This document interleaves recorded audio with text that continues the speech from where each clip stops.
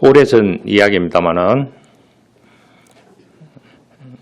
95세에 별세했던 아주 세계적인 유명한 피아니스트가 있었습니다. 그 사람 이름이 루빈스타인인데 이분이 죽기 전에 어떤 석상에서 이런 말을 한 적이 있다고 합니다.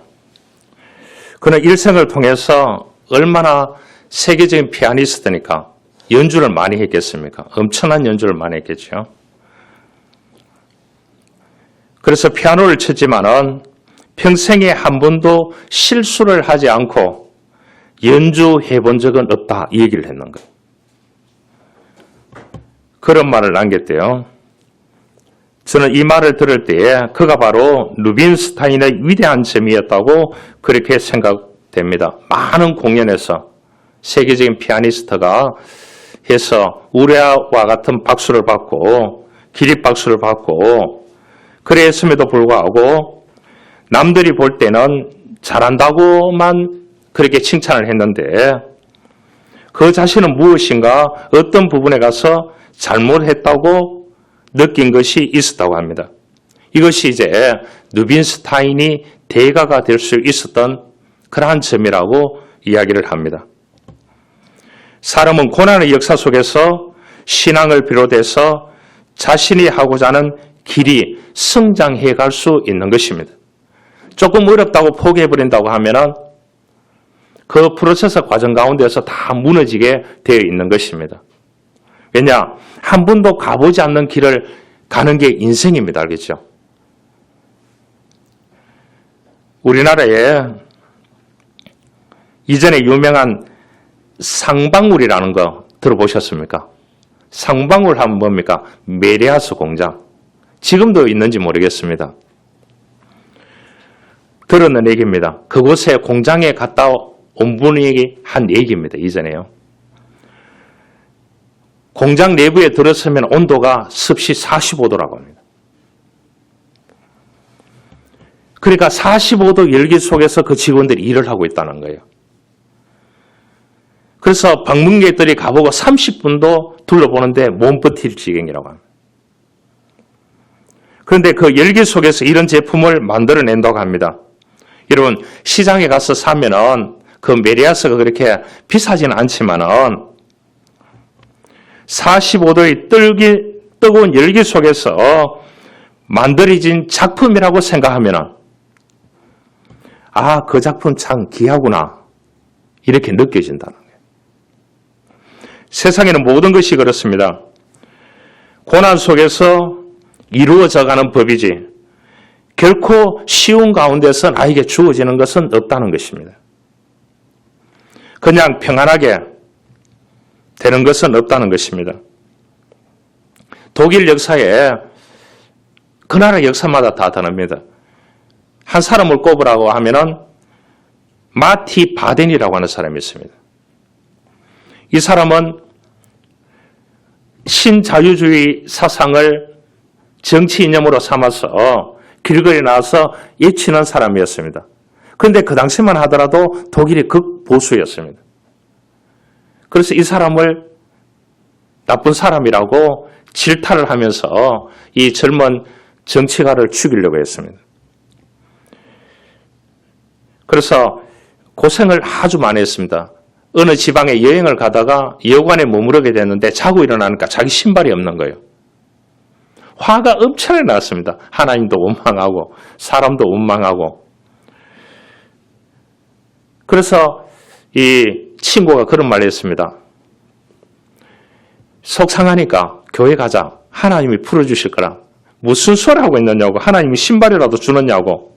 그렇게 얘기하니까 친구가 하나님이 안 주면은 내가 예배 마치고 난 뒤에 신발을 사주겠다. 그 얘기를 했어요. 참 좋은 친구죠. 그래서 그 친구가 헌 신발을 한 개 빌려줬어요. 주고 교회 가서 자리에 딱 앉았는데 자기 자석 옆에 앉았는 사람이 누구냐 하면은 두 다리가 없는 사람입니다. 두 다리가 없는 사람. 그런데 그 두 다리가 없는 사람이 눈물을 흘리면서 찬송하고 눈물을 흘리면서 기도하고 눈물을 흘리면서 말씀을 듣는 그 모습을 보고 이 정치가 마티 바덴이 너무 부끄러워졌다는 겁니다. 저 사람은 신발 잃어본 정도가 아니고 두 다리를 다 잃어버렸는데 신발이 있어도 신을 수 없구나. 나는 신발만 잃어버렸으니 신발이야 또 사면 되지만은 이 사람은 두 다리가 없는데도 감사로 눈물 흘리면서 찬송하고 감사로 눈물 흘리면서 기도하고 눈물 흘리면서 말씀을 받는 그 모습을 보고 자기가 너무나 충격을 받았다. 그래서 마티가 새로운 삶에 대한 변화를 추구하게 됩니다. 그래서 이 바덴에게 하나님이 복을 주셔서 국민으로부터 존경받는 독일의 재무장관까지 했습니다. 그러면은 국가를 위해서도 봉사하지만은 자기 신앙을 회복하게 된 결정적인 계기가 되었다고 그렇게 간증을 했습니다. 여러분, 하나님의 은혜는 언제 주실 줄 모릅니다. 할렐루야. 성령은 바람과 같이 역사한다고 했습니다. 누가 지고 던져주는 것이 아닙니다. 성령 하나님, 성령의 역사는 바람과 같이 역사합니다. 그 은혜 주시는 그 하나님의 은혜를 받아야 됩니다. 은혜 받는 자리에 있어야 은혜를 받을 수 있습니다. 할렐루야. 자수성가한 한 사학가가 있었습니다. 이분은 이제 중견기업을 이끌어가는 그러한 사람이었습니다. 그래서 이분이 이제 성공을 해서 뒤를 자신의 과거를 돌아보니까 자기에게 은혜를 베푸는 사람이 있는 거예요. 그것이 뭐냐? 학교 선생님이었다는 거예요. 찢어지게 가난하고 학비도 낼 수 없고 먹을 것도 없고 참고수도 없고 교재도 없고 이럴 때에 그 선생님이 다 사주셨다는 거예요. 자기만 아니고 다른 학생들에게도. 그래서 가만히 생각하니까 그 선생님을 수십 년이 지났으니까 수소문회가 찾아서 편지를 보냈대요. 가만히 생각해 보니까 선생님 은혜가 너무나 귀하다고. 그렇게 해서 이제 한 번 찾아뵙기를 원한다고 그렇게 편지를 써서 보냈다고 합니다. 얼마 후에 그 선생님으로 답장이 왔다고 합니다. 답장이 뭐냐고 하면은 여보게 자네의 편지를 받고 너무너무나 기뻤다네. 내 교직 40년 만에 40년 동안 했지만 이런 기쁜 날은 오늘이 처음이네. 왜냐하면 내가 많은 학생들에게 책도 사주고 등록금도 내주고 참고수도 사주고 돌봐주고 했지만 연락 온 사람은 자네뿐이네. 그래서 너무나 기쁘다네. 찾아오지 않아도 되네. 너가 또 다른 어려운 아이들에게 장학금이라도 주고 그 아이에게 베푸는 것이 나에게 호의를 받았던 것이라고. 그 은혜를 그렇게 갚으면 되네. 이 얘기를 했다고 합니다. 할렐루야. 여러분, 인간의 세계에서도 은혜를 생각하기는 쉽지 않습니다. 우리가 하나님의 은혜를 받고 사람의 은혜를 받고 그렇게 살아가는 것이 인간인 것입니다. 오늘 본문에서 은혜를 입은 사람이 등장합니다. 그 주인공이 누구냐? 마리아입니다. 마리아는 30절에 말합니다. 하나님께 은혜를 입었느니라. 26절, 27절에 말합니다. 마리아가 처녀임을 3번 동안 강조합니다. 누가복음의 저자는 누가입니다. 누가입니다. 그렇죠? 누가는 의사입니다. 여러분, 우리가 의사라고 하면은 이 감성이 먼저가 아니고 무엇이 먼저겠습니까? 이성이 먼저입니다. 그 다음 뭐냐? 논리가 먼저입니다. 맞고 틀리느냐? 그래서 이 누가복음은 누가가 기록했기 때문에 정확한 것입니다. 의사 누가는 마리아를 찾아가서 그녀를 만났을 가능성이 많다고 이야기를 합니다. 예수님을 처음 잉태했을 때의 설명을 계속해서 상세하게 기록을 해주고 있는 겁니다. 만약에 의사인 누가가 기록하지 않고 다른 사람이 기록했다 하면 저거 감성적으로 했는 소설이다. 그렇게 얘기할 수도 있을 거예요. 그런데 참 성령 하나님의 역사하심이 대단한 거예요. 의사가 기록했다는 것은 굉장히 이성적이고 논리적이라는 겁니다. 마리아 중심의 탄생 기록을 말합니다. 쉽게 말하면 학문적으로 말하면 현상학적으로 심층 인터뷰를 했을 것이라고 그렇게 볼 수 있습니다. 700년 전에 이사야 선지자가 예언한 약속대로 한 여인을 통해서 예수님이 나실 것이라는 것을 상세하게 기록을 이 누가가 해놓았습니다. 이런 상황에 있는 마리아를 하나님이 선택하시고 그에게 은혜를 주셨다는 겁니다. 여러분, 마리아가 살던 곳은 이 갈릴리 나사렛입니다. 그러니까 예루살렘에서 저 북쪽이죠. 해발이 있는 곳입니다. 이방인들하고 가까이 사는 곳입니다. 유대인들이 생각하기에 이방인들은 뭡니까? 아주 사람 취급을 하지 않았습니다. 그러니까 소외된 지역이죠. 가난하고 어려움, 흙먼지 날리는 그런 버려진 땅에 살고 있는 마리아에게 하나님이 찾아오셔서 그에게 은혜를 주셨습니다. 여러분, 그 은혜를 받았기에 메시아를 탄생시킬 수 있었는 겁니다. 여러분, 그 은혜 때문에 한국 땅에 복음이 들어왔습니다. 이 버려졌던 조선의 땅에 복음이 들어왔을 때 어떤 사람들이 가장 먼저 복음을 접했습니까? 한국 땅에 왔을 때요. 마리아처럼 사회적으로 소외되고 연약한 사람들, 천대받고 멸시받는 사람들, 그들을 통해서 교회가 세워지고 오늘날 한국 교회가 있는 것입니다. 그 이야기를 해드리려고요. 한국에 이수정이라는 이름을 가진 사람이 있었습니다. 이 사람은 1843년도에 태어나서 1886년에 죽은 사람이에요. 그러니까 1800년대 사람이에요. 이 사람이 조선 선교의 시작입니다. 조선시대 민영익 하면 알지요? 민비사건. 다 관련된 친인척들이지 않습니까? 민영익의 거기에서 학문을 배우던 이수정이 있었습니다. 이수정이라는 사람. 이모군란 때에 명성황후를 살린 공로로 국비 유학생 자격을 얻게 됩니다. 1800년대에요.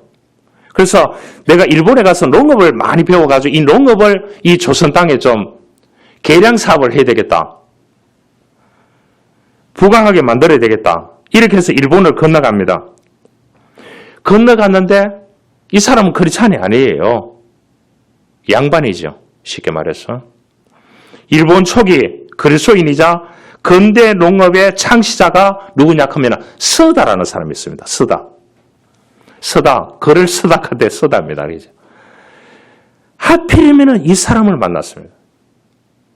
이 사람이 그 당시에 1800년대 농업의 최고 권위자다 하면 뭐냐?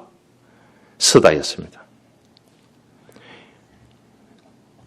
이 집에 방문해서 면담하는 중에 이 벽에 뭐가 걸려있는 겁니다. 이 표와 같이. 걸려있는 내용이 뭐냐? 한문으로 되어 있으니까 양반이니까 한문을 읽어요? 못 읽어요? 다 읽잖아요. 자기가 한 번도 보지 못한다는 한문이에요. 마태복음의 산상수훈인 거예요. 심령이 가난한 자는 복이 있나니 천국이 저희 것이며 화평케 하는 자, 핍박받는 자, 쫙 이 팔복에 대해서 한문을 선하는 거예요. 이야. 그래서 이수정이라는 사람이 물었습니다. 저 글이 어디에서 나왔느냐? 듣도 보도 못한 글이다. 얘기하니까 성경에 있다. 그렇게 하니까 글을 읽고 싶습니다. 이렇게 얘기하니까 한문으로 쓰여졌는 성경을 한 권을 서다라는 이분이 이수정에게 건네주게 됩니다. 여러분, 건네받고 성경을 그 당시에는 신약 성경이 먼저 이렇게 이제 한문으로 쓰여졌기 때문에 마태복음 1장을 딱 펼쳤어요. 이수정이가 집에 와서 펼쳤는데 뭐가 나와요? 족보가 나오잖아요. 족보. 이수정이가 족보가 마음에 확 들어왔는 거예요. 한국 하면은 뭐예요? 족보잖아요.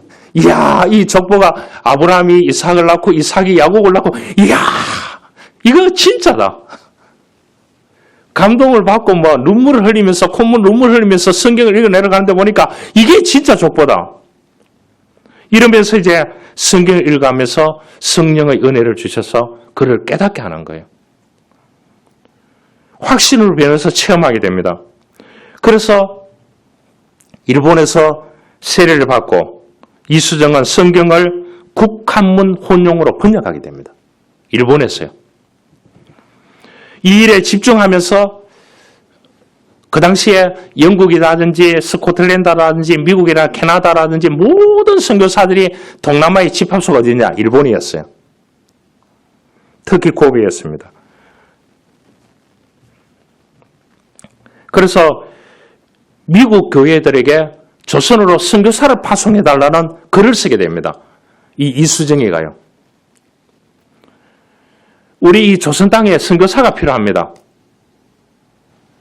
그러니까 이 편지를 미국 교회들에게 보내니까 미국 언론 매체에 실리게 됩니다. 그래서 조선 땅이 있는가 보다. 그 조선 땅에 우리가 선교사를 보내자. 그래서 기를 하게 됩니다. 그래서 미국 북장로교회 언더우드, 감리교회 아펜젤라, 메리 스커렌턴이라고 하는 이 세 사람과 일행들이 개척 선교사로 1885년 2월에 일본에 도착합니다. 누가 편지를 보냈기 때문에요? 이수정이가. 보낼 때 뭐라고 했느냐? 바울이 썼는 용어를 그대로 썼습니다. 바울은 뭐라고 합니까? 모든 서신서에 예수 그리스도의 종인 나 바울은 이렇게 하잖아요.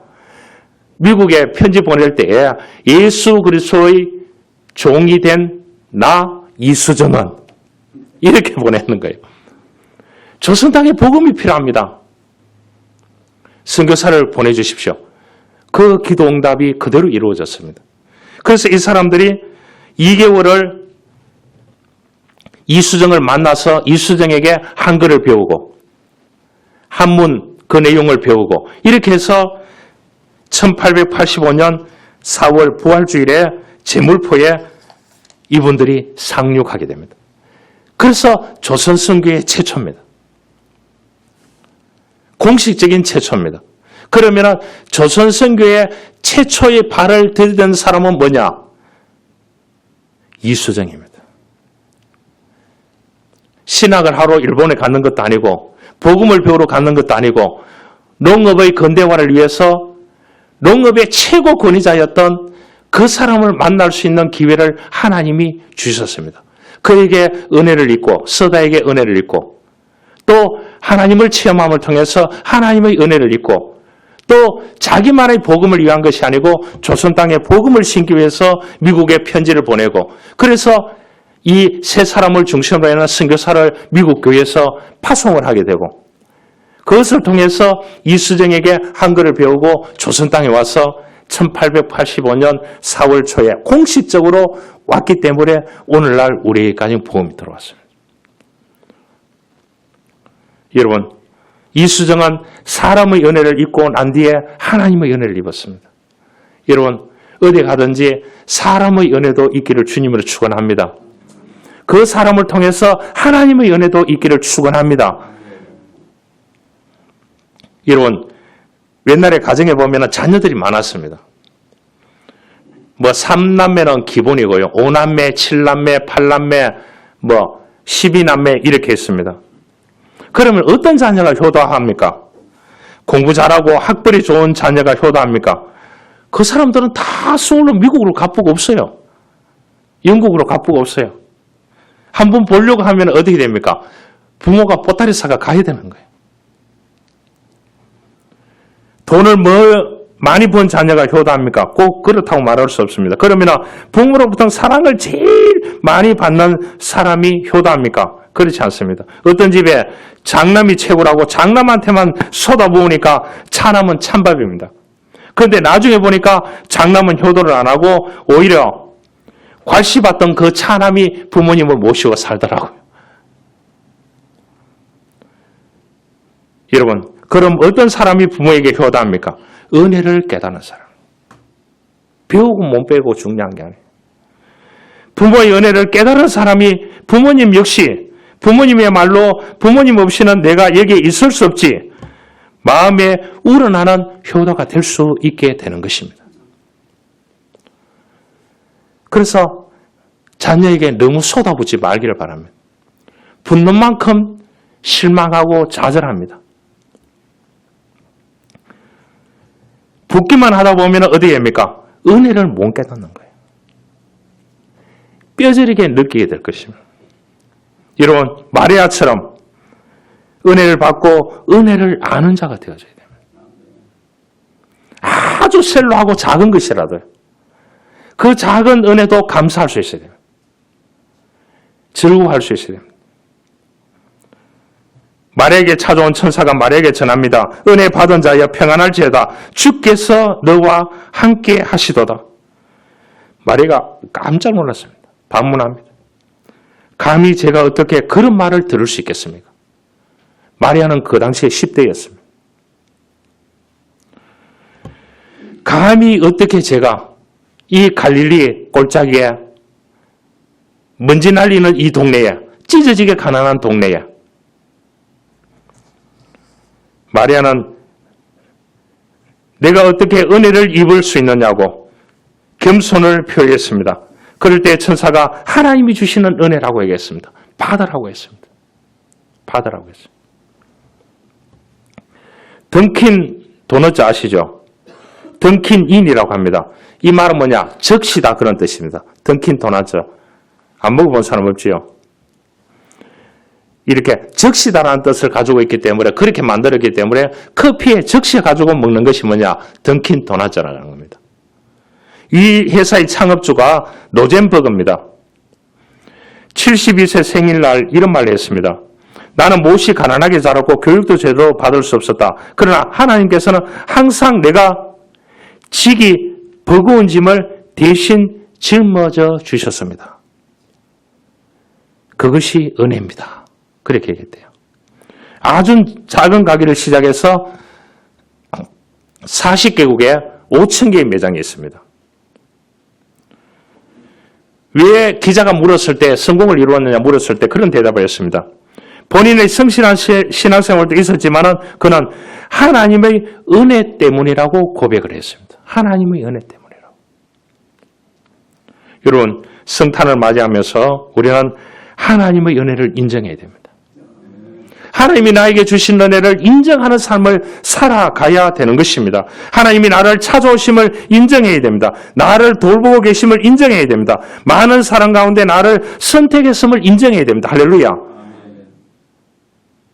은혜 받은 사람, 그 은혜를 인정할 수 있어야 됩니다. 그래서 31절에 말합니다. 보라 내가 잉태하여 아들을 낳으리니 그 이름을 예수라 하라. 마리아가 인정합니다. 그 아이는 큰 자가 될 것이라고 얘기를 했습니다. 마리아가 주시는 큰 축복의 언약을 그대로 받아들이는 것을 볼 수가 있습니다. 여러분, 이스라엘 백성이 홍해 앞에 두고 두려워했습니다. 그때 하나님의 명령을 따라서 모세가 지팡이를 믿음으로 바다 위를 내밀었습니다. 그럴 때 그 바다가 갈라졌습니다. 여러분, 어떻게 갈라진 것입니까? 성령의 동풍, 하나님의 은혜의 동풍이 불어주신 것입니다. 그래서 구원을 얻게 된 것입니다. 우리가 구원을 얻게 된 것은 하나님의 은혜인 것입니다. 성령의 동풍, 하나님의 은혜의 동풍 때문에 구원받았는 줄 믿습니다. 구원은 하나님이 주시는 선물이라고 그랬습니다. 여러분, 성령의 동풍과 하나님의 은혜의 동풍이 불어주실 때에 모든 것이 회복될 줄 믿습니다. 우리가 그렇게 기도하고 그렇게 은혜를 입고 살아가야 되는 것입니다. 여러분, 마리아는 천사가 말했는 하나님의 은혜, 하나님의 은혜를 인정하고 그 하나님의 은혜의 말씀에 순종하게 됩니다. 마지막에 순종인 것입니다. 처음도 순종인 것입니다. 뭐라고 얘기합니까? 38절에 마리아가 이르되 주의 여종이오니 말씀대로 내게 이루어지다 하니까 천사가 떠나갔다고 했습니다. 여러분, 마리아는 다 포기해야 됩니다.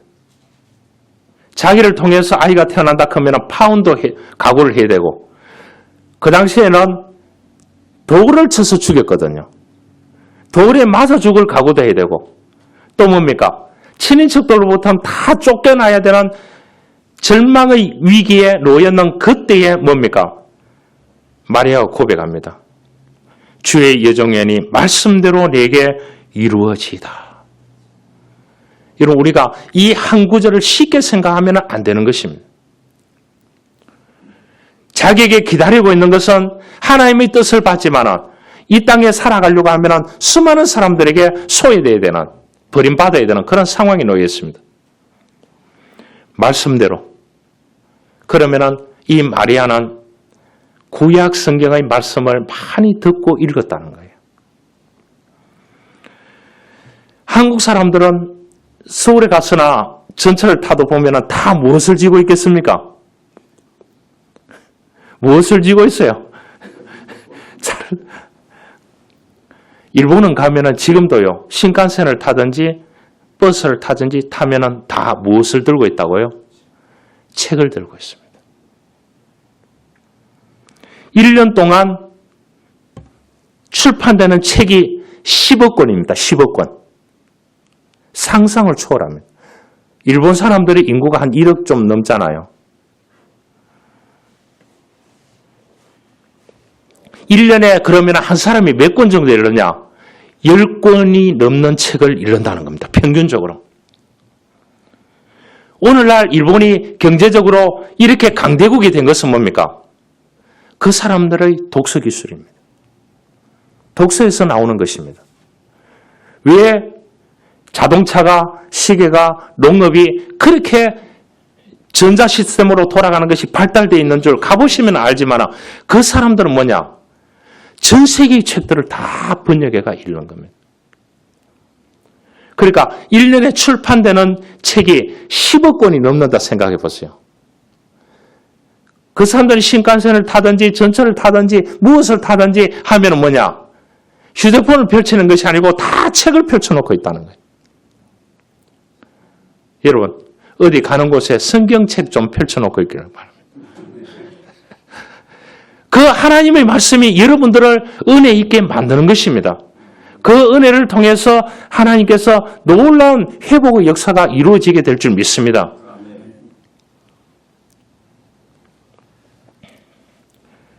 마리아는 말씀에 순종했습니다. 마리아가 이르되 주의 여종이니 말씀대로 내게 이루어지다. 38절에 마리아는 예스라고 했습니다. 말씀대로 이루어진다는 것을 기대하고 있는 것입니다. 그러면 무엇을 해야 됩니까? 자기 생각을 다 내려놔야 되는 것입니다. 자기 의지, 자기 괴 다 포기하고 돌에 맞아 죽을 각오, 파혼할 각오 다 내려놓게 마리아의 결단을 요구했습니다. 뭐냐? 하나님의 말씀을 통해서. 아버지의 뜻이 내게 이루어지기를 원하나이다. 그렇게 순종적으로 그 말씀을 받아들이게 됩니다. 여러분, 말씀을 읽어야 받아들일 수 있습니다. 한 가지 이야기를 하고 말씀을 마치겠습니다. 조창일이라는 작가가 있습니다. 이 사람은 원래 장래가 촉망받던 기자였거든요. 어느 날 취재한 사건이 잘못되어서 누명을 쓰고 감옥에 가게 됐습니다. 자기가 수감된 방이 뭐냐? 조직 폭력배들이 우글거리는 방이었대요. 숨도 제대로 못 쉬는데 가가 처음 신고를 하는데 서서 신고를 하는데 벌벌 떨리더래요. 두목이 그에게 이러한 질문을 던졌습니다. 너 교회 다녀? 안 다닙니다. 찬송하는 거 있어? 잘 모릅니다. 그럼 성경은 읽어봐서? 예, 성경은 다 읽진 않았고 대학 다닐 때 서양 문화사를 전공했기 때문에 신학 성경은 읽어봤습니다. 그렇게 얘기했대요. 그럼 됐어. 오늘부터 너가 예배 인도자야. 찬송도 하고 설교도 하고 예배 인도해. 거절했다가 무슨 말을 당할지, 무슨 일을 당할지 모르겠더래요. 그런데 자기가 이제 예배 순서를 짜가지고 그렇게 해가지고 기도도 하고 찬송도 같이 하고 막 설교를 하니까 이 조폭들이 눈물을 막 흘리더라는 거예요. 은혜를 받고. 이게 진짜인지 가짜인지 모르겠는데 보니까 진짜 같더래요. 그래서 저 조폭들이 뭔지 저 사람들이 나를 놀리나 이런 생각도 들었대요. 그런데 가만히 보니까 은혜를 받고 눈물을 흘리고 막 그렇게 하더래요. 그렇게 하니까 이게 사실이 알려지니까 독방으로 가두어 버리더래요. 그 독방에 가서 이 사람이 이제 성경을 읽기 시작하는 거예요. 성경을 읽고 기도하고 그렇게 하면서 하나님의 은혜를 체험하게 됩니다. 그래서 감옥에서 나와서 교회 열심히 다니면서 이 사람이 이제 글을 쓰는 사람이잖아요. 그렇게 하니까 부딪힐 때마다 성경을 읽었대요. 성경을 읽으니까 글이 줄줄 나가더래요. 그냥.